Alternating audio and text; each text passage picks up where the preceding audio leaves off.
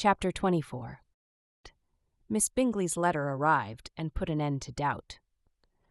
The very first sentence conveyed the assurance of their being all settled in London for the winter, and concluded with her brother's regret at not having had time to pay his respects to his friends in Hertfordshire before he left the country. Hope was over, entirely over, and when Jane could attend to the rest of the letter, she found little, except the professed affection of the writer, that could give her any comfort. Miss Darcy's praise occupied the chief of it. Her many attractions were again dwelt on, and Caroline boasted joyfully of their increasing intimacy, and ventured to predict the accomplishment of the wishes which had been unfolded in her former letter. She wrote also with great pleasure of her brother's being an inmate of Mr. Darcy's house, and mentioned with raptures some plans of the latter with regard to new furniture. Elizabeth, to whom Jane very soon communicated the chief of all this, heard it in silent indignation.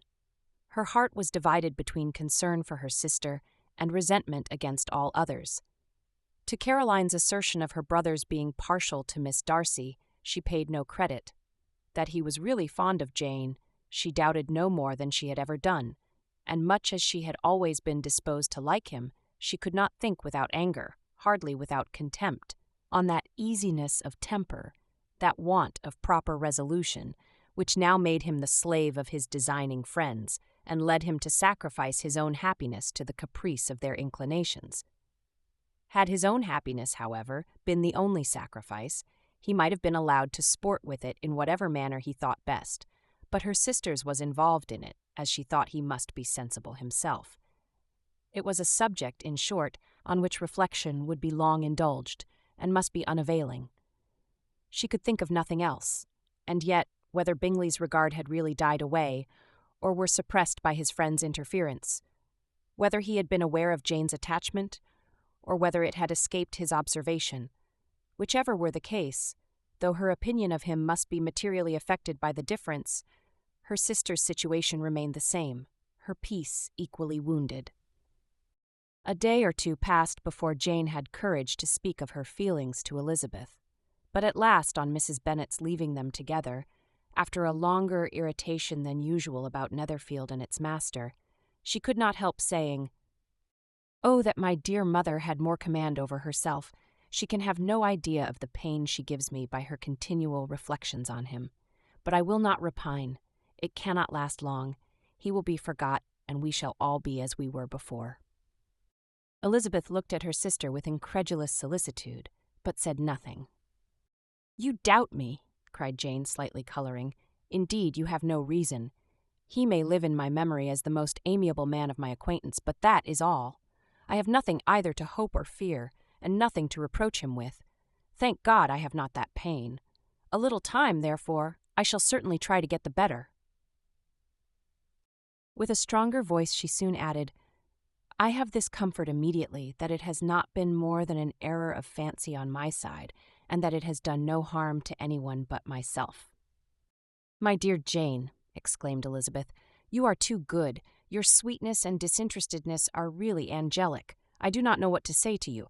I feel as if I had never done you justice, or loved you as you deserve." Miss Bennet eagerly disclaimed all extraordinary merit, and threw back the praise on her sister's warm affection. "Nay," said Elizabeth, "this is not fair. You wish to think all the world respectable, and are hurt if I speak ill of anybody. I only want to think you perfect, and you set yourself against it. Do not be afraid of my running into any excess, of my encroaching on your privilege of universal goodwill. You need not. There are few people whom I really love, and still fewer of whom I think well.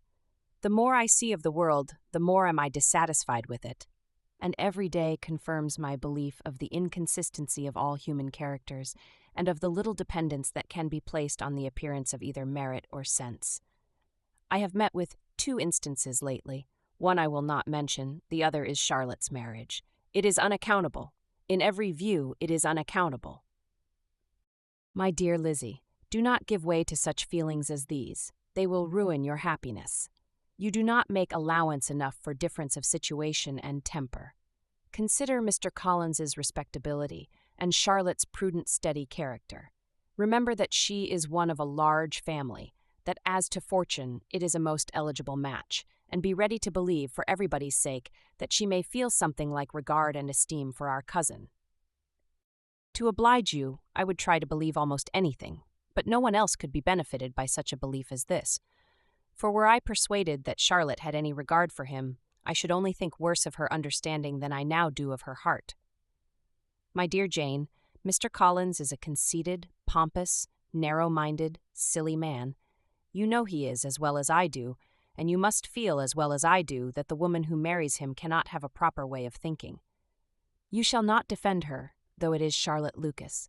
You shall not, for the sake of one individual, change the meaning of principle and integrity, nor endeavor to persuade yourself or me that selfishness is prudence and insensibility of danger security for happiness. I must think your language too strong in speaking of both, replied Jane, and I hope you will be convinced of it by seeing them happy together. But enough of this. You alluded to something else. You mentioned 2 instances. I cannot misunderstand you, but I entreat you, dear Lizzie, not to pain me by thinking that person to blame and saying your opinion of him is sunk. We must not be so ready to fancy ourselves intentionally injured. We must not expect a lively young man to be always so guarded and circumspect. It is very often nothing but our own vanity that deceives us. Women fancy admiration means more than it does. And men take care that they should. If it is designedly done, they cannot be justified, but I have no idea of there being so much design in the world as some persons imagine. I am far from attributing any part of Mr. Bingley's conduct to design, said Elizabeth, but without scheming to do wrong or to make others unhappy, there may be error and there may be misery. Thoughtlessness, want of attention to other people's feelings, and want of resolution will do the business. And do you impute it to either of those? Yes, to the last, but if I go on, I shall displease you by saying what I think of persons you esteem. Stop me whilst you can. You persist, then, in supposing his sisters influence him? Yes, in conjunction with his friend. I cannot believe it. Why should they try to influence him? They can only wish his happiness, and if he is attached to me, no other woman can secure it. Your first position is false. They may wish many things besides his happiness. They may wish his increase of wealth and consequence. They may wish him to marry a girl who has all the importance of money, great connections, and pride. Beyond a doubt they do wish him to choose Miss Darcy, replied Jane. But this may be from better feelings than you are supposing. They have known her much longer than they have known me. No wonder if they love her better. But, whatever may be their own wishes, it is very unlikely they should have opposed their brothers. What sister would think herself at liberty to do it, unless there were something very objectionable? If they believed him attached to me, they would not try to part us. If he were so, they could not succeed. By supposing such an affection, you make everybody acting unnaturally and wrong, and me most unhappy. Do not distress me by the idea. I am not ashamed of having been mistaken. Or, at least, it is slight. It is nothing in comparison of what I should feel in thinking ill of him or his sisters. Let me take it in the best light, in the light in which it may be understood. Elizabeth could not oppose such a wish, and from this time Mr. Bingley's name was scarcely ever mentioned between them.